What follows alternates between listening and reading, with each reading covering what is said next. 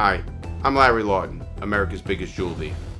Join me as I walk you through my past robberies, how I planned them, executed them, and ultimately got caught. I'm going to show you how we did things in prison, like making a tattoo gun, making wine, making white lightning. It's going to be very educational. These are the untold stories.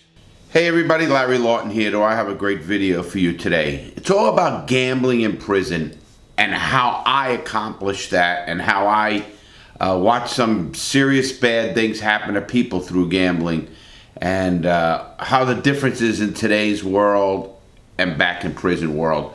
And believe it or not, it's more similar than you think. But before I get started, check out the sponsorship.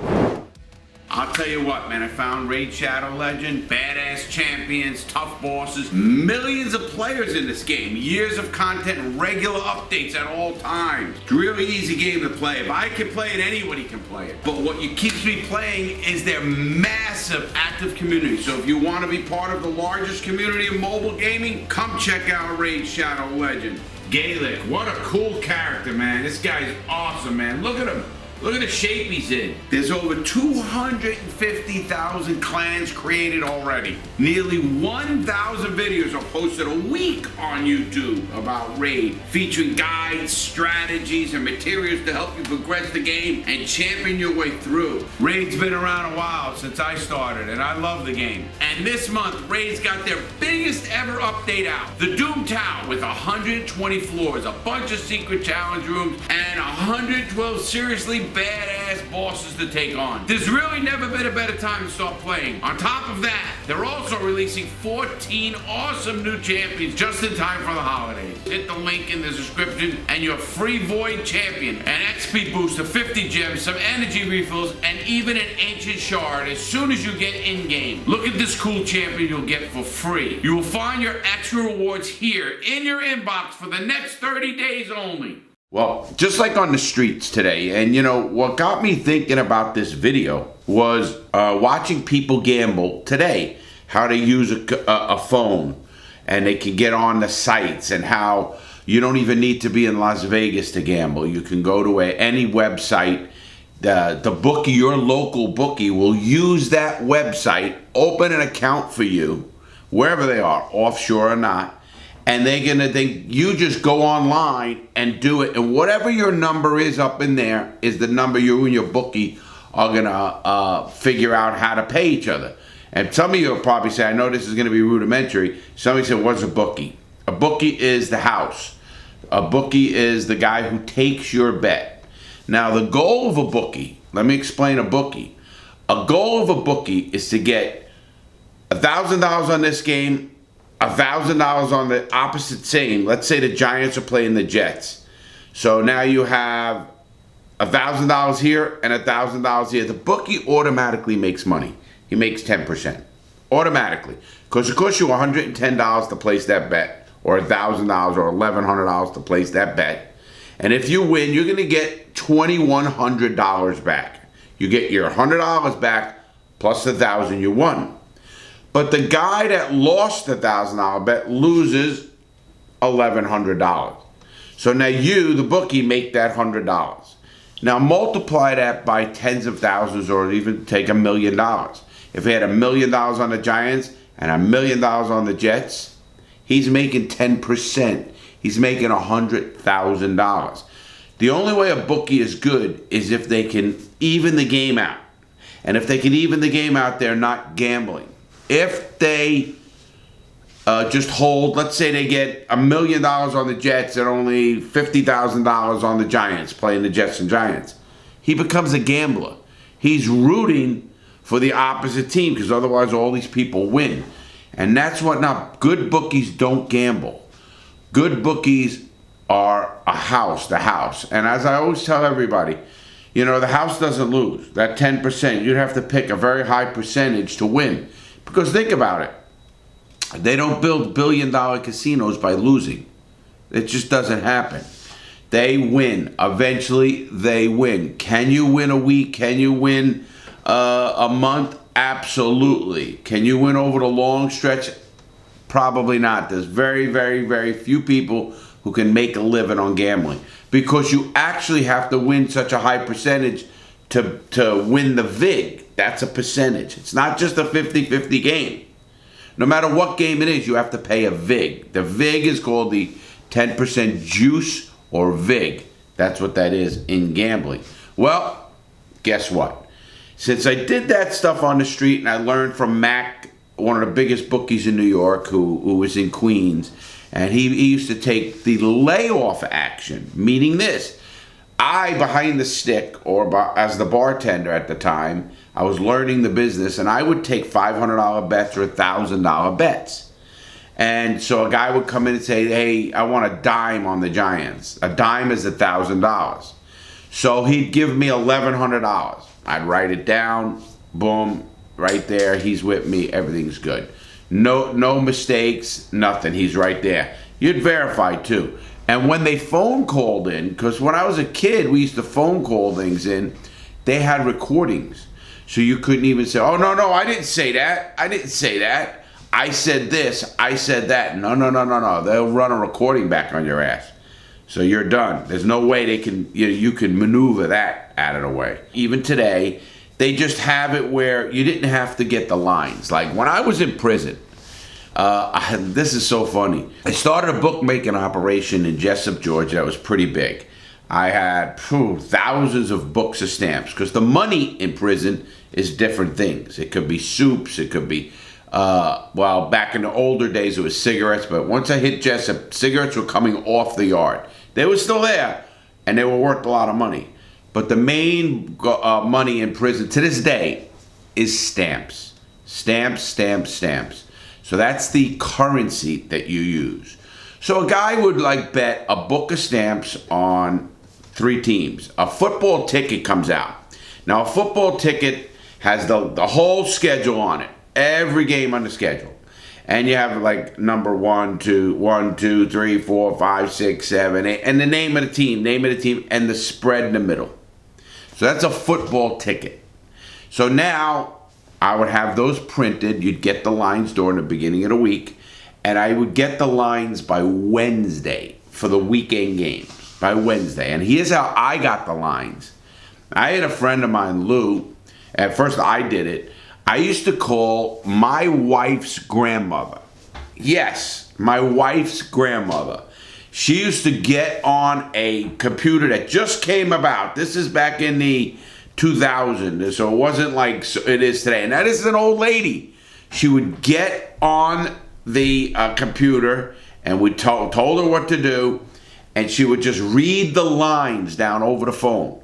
Now the other guy on the phone is just writing the lines down. That's all he's doing.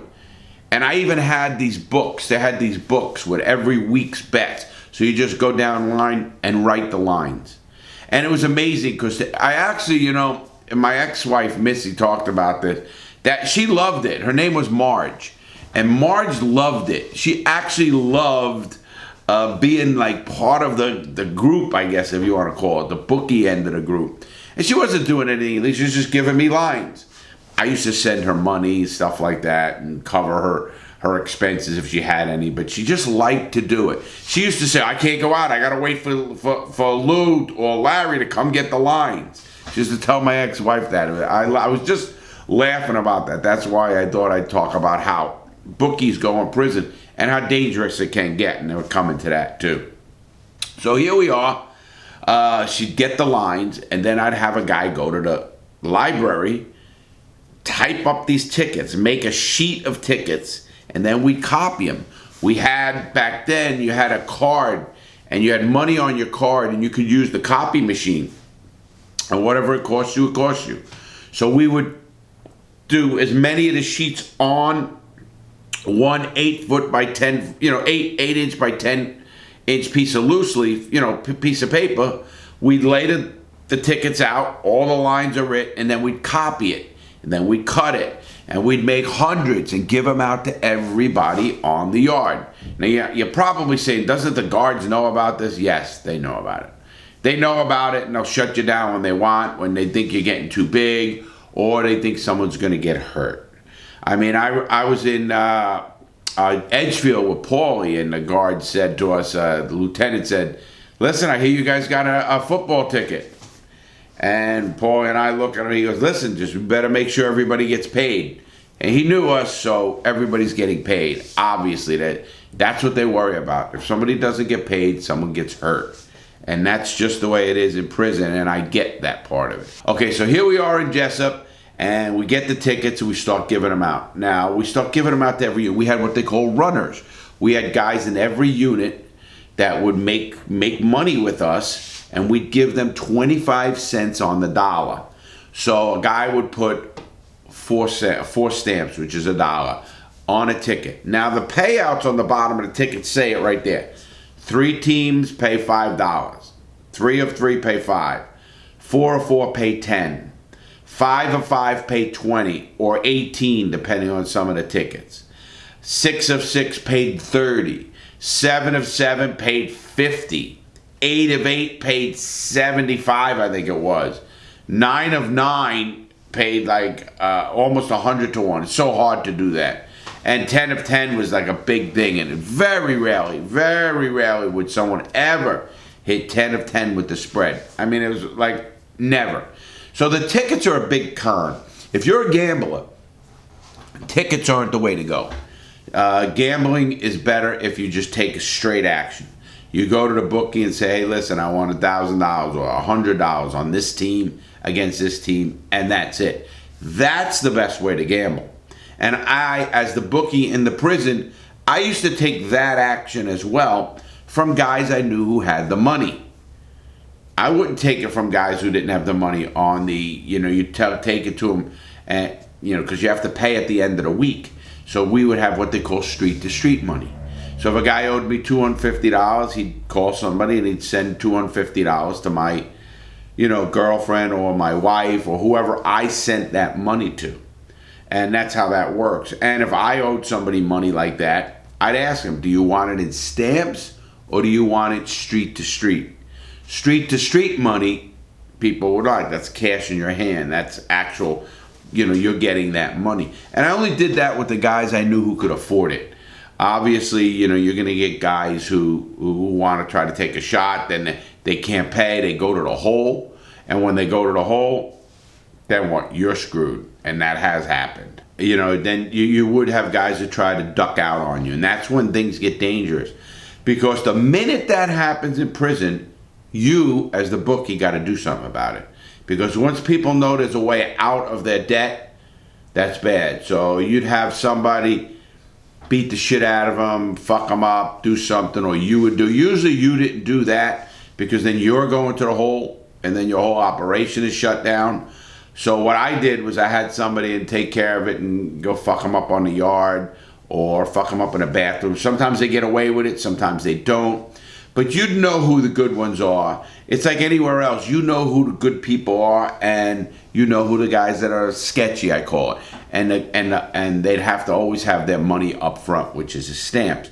We used to put stamps on the bed in prison, and we would have 300, 400, 500 books. Now they're folded like little pieces of paper. Like you take each individual stamp and you rip it up. You don't take it off, of course, the back. But you take the stamp off out of the book, and it's still stampable. So you could take it off. But you'd put them in this little square. So that square would be a book of stamps, 20 stamps in there. You had people try everything.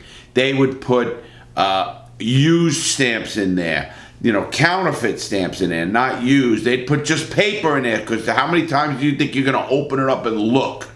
Now you'd look occasionally, and then you'd find out maybe you don't know who did it or not. So you got to know who the scumbag guys were. That's how I call it.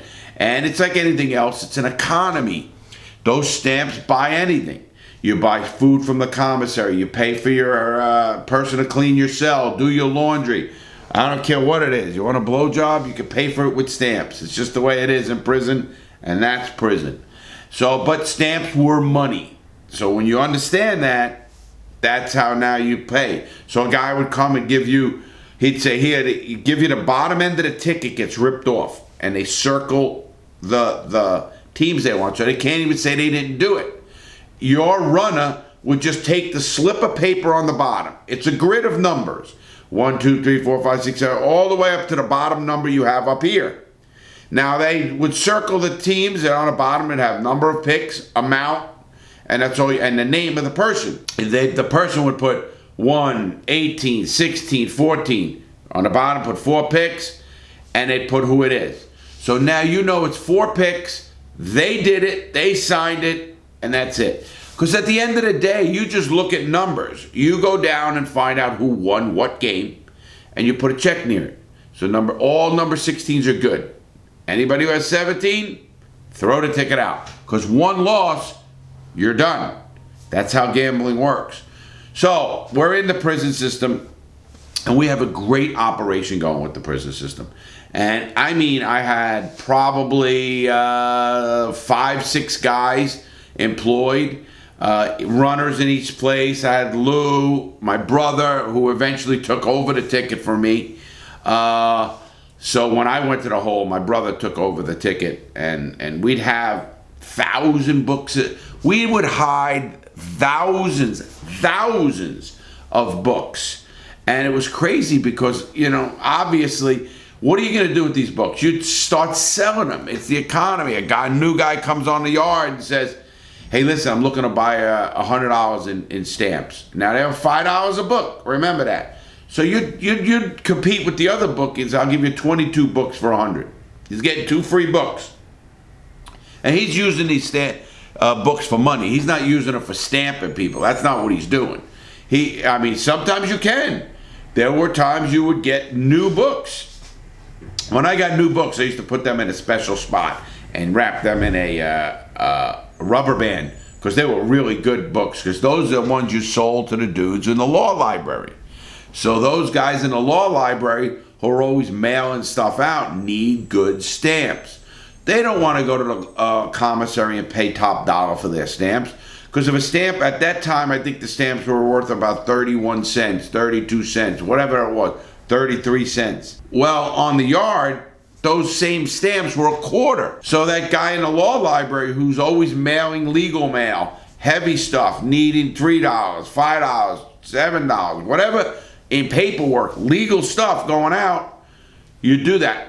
You know, you always originally come to the yard and you buy 3 new books off the yard. Everybody did it. You know, they'd get 3 new, because that's all they'd let you buy. They wouldn't let you buy more than 3 books unless you were a real legal person. You went to your counselor and say, listen, I need to buy more books and stamps. The counselors would look at you like you're nuts, because they know the game. They know you're going out on the yard. Why wouldn't you go on the yard? Obviously you would. And that's what happened. That is exactly what happened with people. They would buy them on the yard. And why wouldn't you? You're getting them for 25 cents instead of 33 cents. It adds up when you're doing a lot of stuff like that. That is just the way it is in prison on about the stamps. So we're running this operation. We did football season. We did basketball season. We had baseball lines with runs. It didn't matter. The gambling went all year round. Well, I remember one time this one kid, we knew he couldn't pay. And we were all saying, what's he going to do? What's he going to do? Now, you don't want to cut him down to size before he does something stupid. So we have competitions. Like, I had a ticket. A guy named Cook had a ticket. Another guy had a ticket. Now, we all have tickets. We know each other. We'll go to the yard. We'll talk about stuff. You know, who's bad, who's good, and stuff like that. But most of the groups had their own tickets, whether it's the blacks or the whites or the Hispanics. It didn't matter who. You can gamble with who you want. That didn't matter at all. But we had multiple tickets on the yard. And you would see one bookie like put a line that would be crazily good for somebody. And he'd do that on purpose to try to get the action from people. Because if you're a gambler, you would get to the yard, you'd get all the tickets from the different bookies. And you'd look at the lines and say, why is that line there? Is that a mistake? No, it's not a mistake. And then they'd put it out and keep it going. And the bookie did that to get more business. It was just a smart business move. But we used to know each other, so we'd talk about stuff like that. And we'd know who was bad or good. And they'd say, man, hey, watch him. He's deep in the hole. He couldn't pay me last week. You know, you try to let people go, try to figure out how they'd say, oh, man, my money's coming. Oh, this. And we'd have them go buy commissary or whatever it is to get, I need, You know, instead of, if he didn't have street-to-street money, and I knew he got paid, or I knew he was getting money in, he would say, man, I'm getting $100 in, let me just go for $25. And then you'd give him a list, a store list. When he owes you $25, say, listen, go get me soups, go get me tunas. I used to eat a lot of tuna and peanut butter because I was working out. And I used to want to get a lot of protein in me. So I would do a lot of that. And then, of course, we'd buy stuff off the kitchen and we'd make the prison pasta. So we're buying the cans of Parmesan cheese. We're buying the big 5-pound bags of pasta out of the kitchen. We're getting them from another kitchen worker who we're paying him for all that stuff in stamps. That's how that worked. And it worked very well, obviously, until we were up in this area we had. There was like there was a TV room up in the corner. I had a cell there. And this one kid was a smart ass, and he couldn't pay, and he just thought he was going to get away with it. He thought he was going to buffalo and say, no, I can't pay, fuck you guys. Okay, fuck you guys. Well, it got out of hand. He got such a beating in that freaking thing that they had to take him to an outside hospital. Outside hospital. When you get beaten real bad in prison, and you got to be great. 2 ways you go to an outside hospital in prison. When you got something, like if you get stabbed in the stomach, if you get a shank in the stomach, you're going to an outside hospital. Because they don't know if you're going to have internal bleeding or what it is. Or if you get a bad enough head concussion where you're bleeding out of the ears and it's a major concussion where, you know, maybe your eyes are won't refocus or something like that. They don't know if you got swelling of the brain. This guy got beat so bad because I was in the cell and I knew it was happening because, I hate to say it, I sanctioned it if you want to call it that, or I said, hey, this has to happen. They were banging this guy's head against the you know, it's like a concrete. It's not a, you know, the floors aren't like, there wasn't tiled floor there or anything. It was like a concrete. But now we buff the concrete, literally make concrete like beautiful. Used to see what guys would do to themselves. These guys were banging. I didn't know what was getting banged until later I found out they were banging his head against the concrete.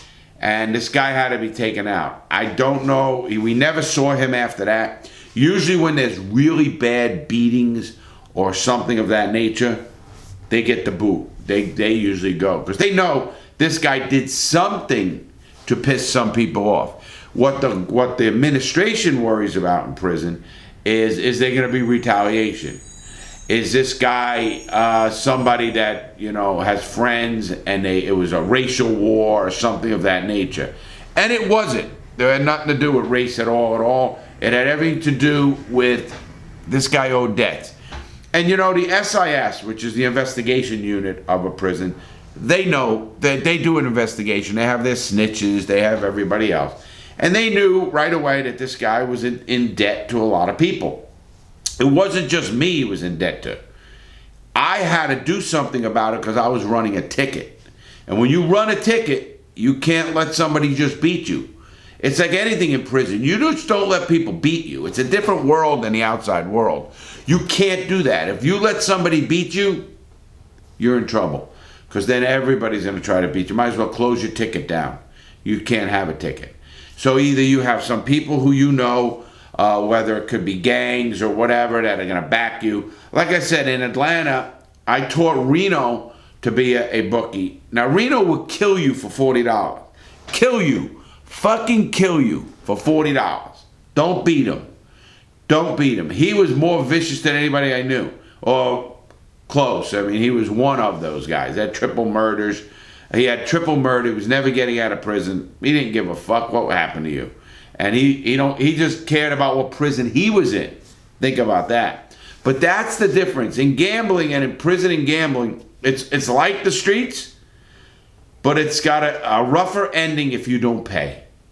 Now, anybody out there who is gambling, I hope you're gambling within your means. I have nothing against gambling. I have nothing about betting on a football game or a basketball game or whatever you're going to do. But gamble within your means. If your means is $10 that can make you excited, have fun. You know, I talk about gambling like that because I talk about it like anything else, whether it's drugs, gambling, eating, sex. You control it. don't let it control you. The minute you let gambling control you, you are in trouble. Just like, gambling is a very, very bad disease. It can be. Same as drugs, same as eating, same as sex. I mean, obviously, sex, you got to really do a lot. I don't know what over sex is. I don't know, especially as a young person. I don't know. But my point is, you control it. You control it. Don't let it control you. And in prison, that's more than anything. So gambling in prison is very widespread. It's going on as we speak, as it should. What else are these guys going to do all day? The prison knows about it, and it's called tacit approval. They don't care as long as nobody are getting killed, and they know the system and how it works. Listen, they're doing this a long time. So those are the people who are involved with it as well. I mean, I've seen counselors make the sheets, the gambling sheets. Never admit it, but make the gambling sheets on an emergency basis. Obviously, they don't want to do that because obviously somebody's going to get caught. And I'm going to tell you about a sex thing that happened in prison with somebody, and they got caught, and the guy still, whatever. It's somebody. I'll tell about that story next time. Anyway, everybody, have a great day. Here we are. I want to wish you guys a Merry Christmas again. Have a great day, everybody. Stay strong. Make good choices. If you're going to gamble, win, hopefully. But pay your debt. Make sure of that, too. Have a great day, everybody. Stay strong. Stay safe.